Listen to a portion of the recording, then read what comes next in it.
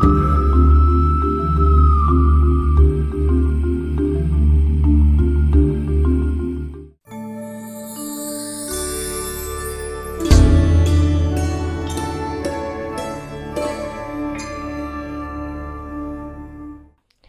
सभी को आंग्ल वर्ष की हार्दिक शुभकामनाएं। मैं निधि शिमाली आपके अपने इस सोशल मीडिया परिवार में आप सभी का स्वागत करती हूं और आज मैं आप सभी के लिए लेकर आई हूं मकर राशि वालों का जनवरी माह का मासिक राशिफल। नया साल आ चुका है और आप अपने जीवन में उन्नति और तरक्की करें। आपने जो 2024 में नहीं कर पाए वो सभी अचीवमेंट आप 2025 में करें। अपनी सफलताओं को सुनिश्चित करें और मेरा सोशल मीडिया परिवार बढ़ता चला जाए, यही मेरे मनोभाव और मेरी शुभकामनाएं आप सभी के लिए है। अब बढ़ जाते हैं आगे और आ जाते हैं जनवरी माह के कुछ विशेष व्रत और त्योहारों पर। तो पुत्रदा एकादशी 10 जनवरी को मनाई जाएगी। वहीं पौष पूर्णिमा 13 जनवरी को आ रही है। लोहड़ी का पर्व भी 13 जनवरी को ही बड़ी धूमधाम से मनाया जाएगा। मकर संक्रांति 14 जनवरी को मनाई जाएगी। पोंगल आ रहा है 14 जनवरी 2025। संकट मोचक एकादशी 17 जनवरी 2025 को मनाई जाएगी। शर्तीला एकादशी भी 25 जनवरी 2025 को मनाई जाएगी। गणतंत्र दिवस जो कि हमारा राष्ट्रीय पर्व है वो मनाया जाएगा 26 जनवरी को। और लास्ट में इस माह के अंत में आ रही है मौनी अमावस्या जो कि आएगी 29 जनवरी वर्ष 2025 में। इसके साथ ही जनवरी माह विशेष महत्व का है क्योंकि 14 जनवरी से महाकुंभ का प्रारंभ हो रहा है। ये हमारे हिंदू धर्म का महापर्व माना जाता है और 45 दिनों तक लगने वाला ये महाकुंभ प्रयागराज में इसकी जोरों शोरों से तैयारियां हो रही है। अगर आप जानना चाह रहे हैं कि कुंभ में क्या क्या होने वाला है इस बार, कब कब शाही स्नान होंगे और कुंभ का इतना महत्व क्यों है, अगर डिटेल में इसका वीडियो जानना चाहते हैं तो मेरे इस चैनल पर मैंने इसका वीडियो अपलोड कर दिया है। आप जाकर इसका लाभ प्राप्त कर सकते हैं। और यदि आप अपने इस वर्ष 2025 की फाइनेंशियल प्लानिंग करने जा रहे हैं तो उससे पहले यदि आप अपने वार्षिक राशिफल का अपनी राशि के अनुसार लाभ प्राप्त करना चाहते हैं तो उसके भी वीडियोस मैंने ऑलरेडी अपने इस चैनल पर अपलोड कर दिए हैं जिसके डिस्क्रिप्शन में लिंक दिए गए हैं। वहां जाकर आप प्ले लिस्ट में जाकर अपने राशि के अनुसार वीडियो का लाभ प्राप्त कर सकते हैं। बढ़ते हैं आगे और आ जाते हैं साल के इस प्रथम माह की ग्रह गोचर की स्थिति पर। सबसे पहले बात करते हैं सूर्य की जो कि वर्तमान में अपनी सम राशि धनु में विराजमान है और 14 जनवरी को अपनी सम राशि मकर में प्रवेश करेंगे। बुध ग्रह की अगर बात करें तो वर्तमान में अपनी शत्रु राशि वृश्चिक में विराजमान है और 4 जनवरी को अपनी शत्रु राशि धनु में और 24 जनवरी को अपनी मित्र राशि मकर में प्रवेश कर जाएंगे। मंगल ग्रह की अगर बात करें तो वर्तमान में अपनी नीच की राशि कर्क में विराजमान है और 21 जनवरी को वे अपनी अति शत्रु राशि मिथुन में प्रवेश करेंगे। गुरु ग्रह इस पूरे माह अपनी सम राशि वृषभ में विराजमान रहेंगे। शुक्र वर्तमान में अपनी सम राशि कुंभ में विराजमान है और 28 जनवरी को अपनी उच्च की राशि मीन में प्रवेश कर जाएंगे। आपके राशि स्वामी शनि की बात करें तो इस पूरे माह अपनी मूल त्रिकोण की राशि कुंभ में स्वग्रही रहेंगे। वहीं राहु और केतु अपनी सम राशियां मीन और कन्या में इस माह विराजमान रहने वाले हैं। तो ये हुई इस माह की ग्रह गोचर की स्थिति। अब बढ़ते हैं आगे और आ जाते हैं मकर राशि वालों के जनवरी माह के मासिक राशिफल पर।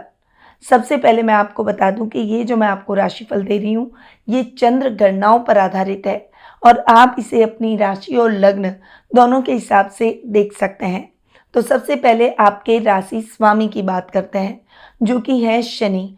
और शनि की अगर मैं बात करूं तो शनि जो कि आपके राशि स्वामी द्वितीय भाव में स्वग्रही होकर बैठे, वे आपके लग्न और राशि के अनुसार बहुत अच्छे रिजल्ट आपको दे रहे हैं। धन स्थान के हिसाब से भी शनि के रिजल्ट बहुत ही अच्छे आपको लगातार मिलते हुए दिखाई दे रहे हैं।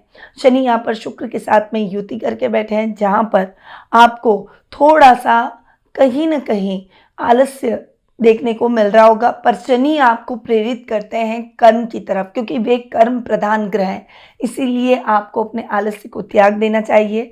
अगर विवाह में कोई दिक्कतें आ रही है तो आपको अपने घर के बड़ों का मार्गदर्शन जरूर लेना चाहिए, जिससे दाम्पत्य जीवन में आ रही दिक्कतें खत्म हो सके और अपनी समस्याओं का उचित हल आपको प्राप्त हो सके।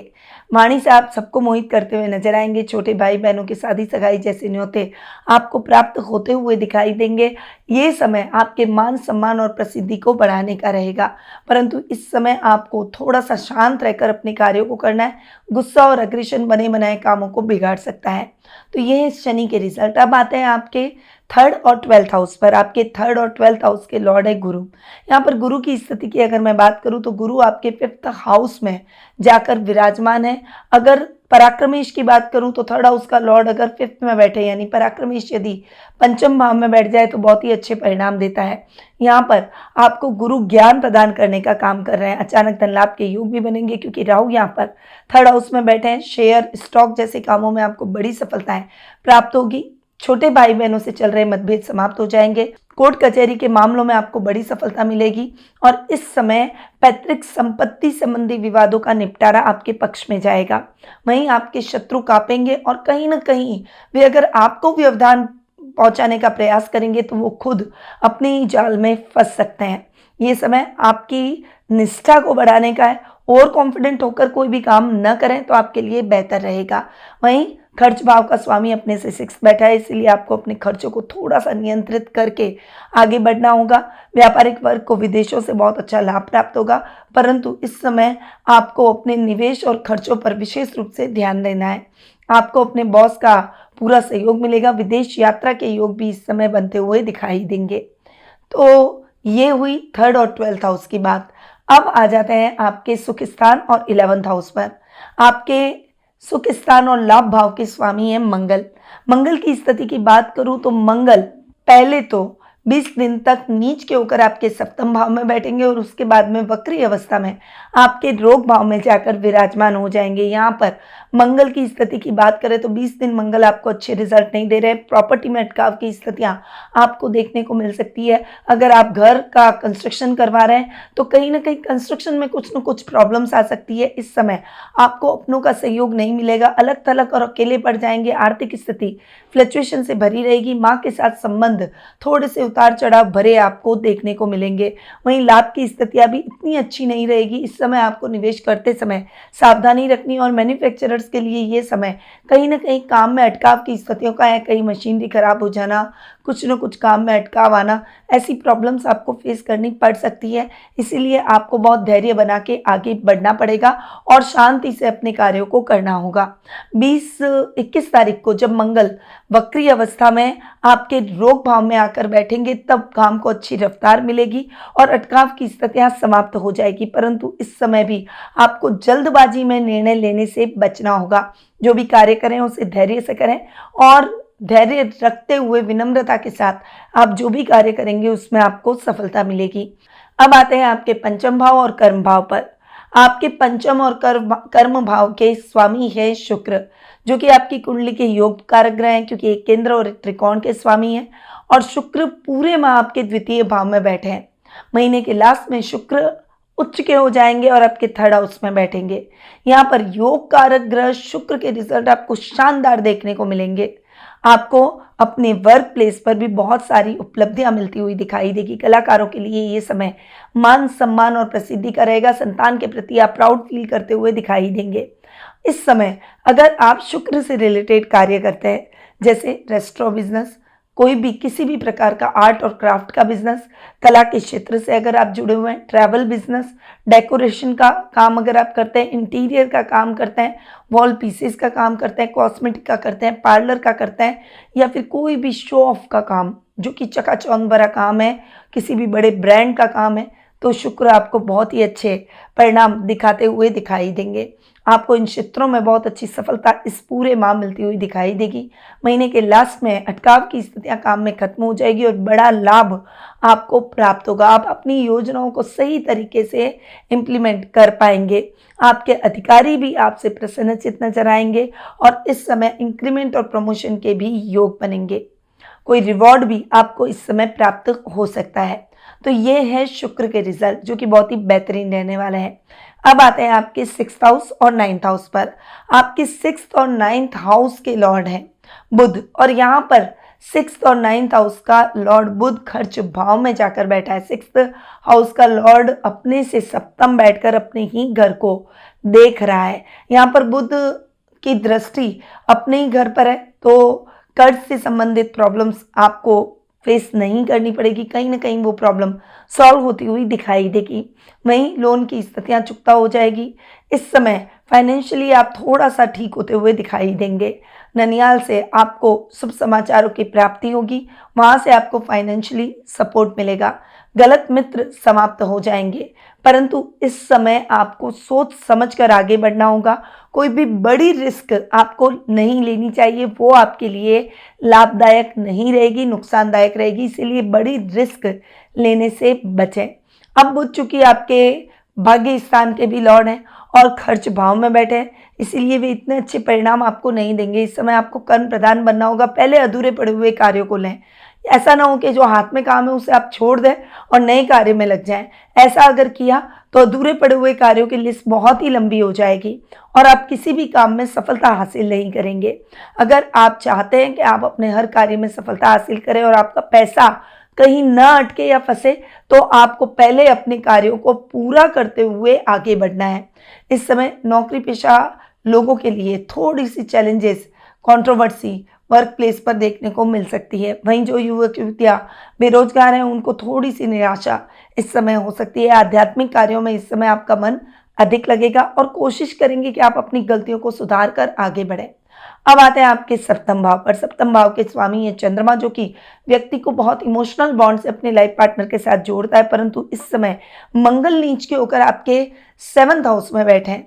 यहाँ पर मंगल का बैठना कहीं ना कहीं आपके गुस्से और अग्रेशन को बिगाड़ सकता है, आपके रिश्ते को बिगाड़ सकता है। इस समय आपको बहुत धैर्य से अपने दाम्पत्य जीवन को हैंडल करना होगा। कोई भी कार्य ऐसा ना करें जिससे आपके जीवन साथी का मन आहत हो जाए। इस समय सोच समझकर अपने कार्यों में आपको आगे बढ़ना होगा। आपको बाद में जब मंगल नीचता खत्म करके वक्री अवस्था में आपके रोग भाव में आएंगे, तब जाके स्थितियाँ आपके लिए फेवरेबल होगी। यही काम व्यापारिक वर्ग के लिए भी है। रूटीन के कार्यों को पूरा करें, नए कार्य की शुरुआत से बचें, कोई भी रिस्क न लें। कोई भी बड़ी कंपनी के साथ टाइप करने से पहले उसके बारे में पूरी जांच पड़ताल जरूर कर लें, ताकि आप सही निर्णय पर आगे बढ़ पाएं और आपको धोखा ना मिले। अब आते हैं आपके 8th हाउस पर।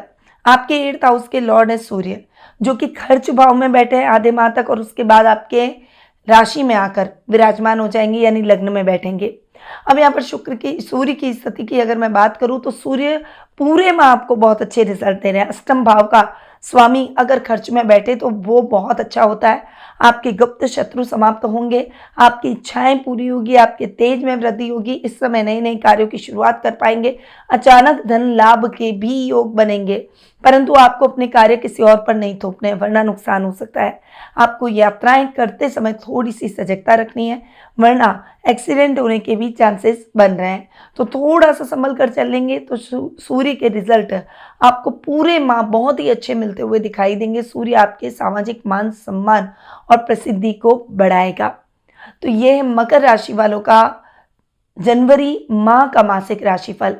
अब आते हैं कुछ विशेष उपायों पर जो कि इस माह आपको करने चाहिए। अच्छे स्वास्थ्य के लिए नियमित रूप से अदरक, तिल और गुड़ का सेवन करें। इलायची को लाल कपड़े में बांधकर तिजोरी या अपने पर्स में रखें, इससे आर्थिक उन्नति के रास्ते खुलेंगे। आपको मकर संक्रांति के दिन चावल का दान करने से अक्षय फल की प्राप्ति होगी। ऐसी मान्यता है कि ये दान इस दिन करने से 100 गुना अधिक फल हमें इस दान के प्राप्त होते हैं। तो ये हुए उपाय इस महीने के हिसाब से।